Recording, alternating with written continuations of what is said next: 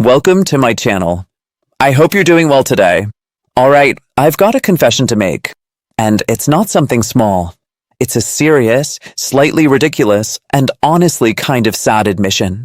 I'm addicted. And not to caffeine or shopping or gossip. Nope. I'm addicted to my phone. Not just I check it a lot addicted. I mean full-blown, borderline unhealthy, can't sleep without it addicted. My phone might as well be my third arm. It's with me from the moment I wake up until I fall asleep with it next to my pillow. I don't even take it to the shower, which is probably the last sacred place left. But trust me, I've considered buying one of those waterproof phone holders so I could. That's how deep it is. And the worst part? I know I'm not alone. A lot of us are walking around with this quiet, invisible addiction.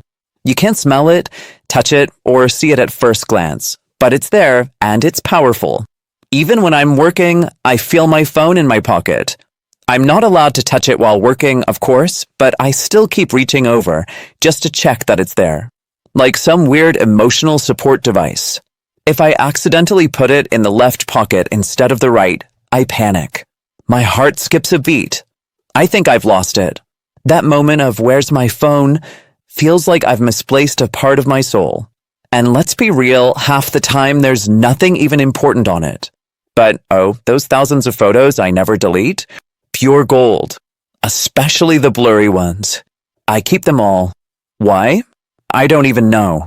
What's crazy is, the older I get, the worse it becomes. You'd think with age comes wisdom, right?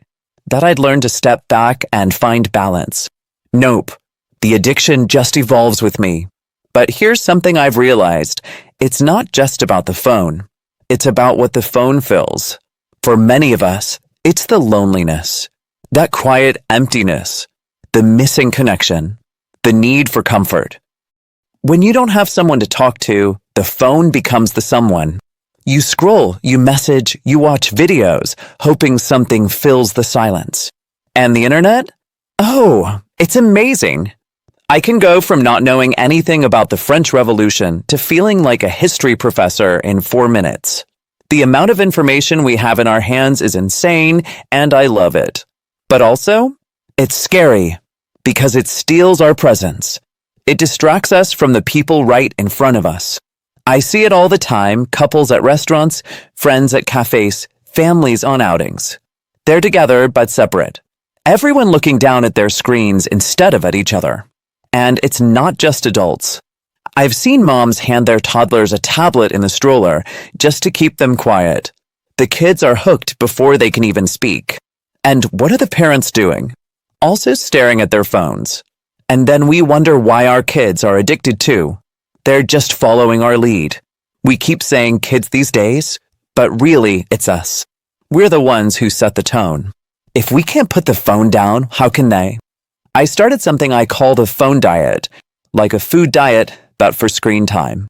I try to go a few hours a day without picking it up, especially when I'm with my kids, when I'm with my partner, when I'm with myself. I try to be present. Some days I fail, but some days I win, and those days feel amazing. You start noticing things again. Real conversations, real feelings, real rest. And look, I'm not saying the phone is evil. It connects me to people I love. It helps me feel close to my daughter who lives far away. It gives me a little peace of mind when I know where she is and what she's doing. For that, I'm grateful. But everything in moderation, right? When the phone starts replacing real life, that's when it becomes a problem. And sometimes we don't even realize the damage it does. Not just to our eyes or our sleep, but to our relationships. We go to bed next to someone, but instead of talking, both of us are glued to our screens. No affection, no conversation, just scrolling until we pass out. Then there are the videos, the ones people send. Violent clips, screaming, fear, anger. I get it, some are informative, but they're also overwhelming. I can't handle them. They ruin my mood. So now I delete them. I don't pass on pain. I don't want to be part of that chain. My point is, we've normalized this addiction. We joke about it. We brush it off. but deep down we know it's affecting us. Our kids see it. Our relationships feel it. Our peace suffers. So maybe it's time we try a little digital detox.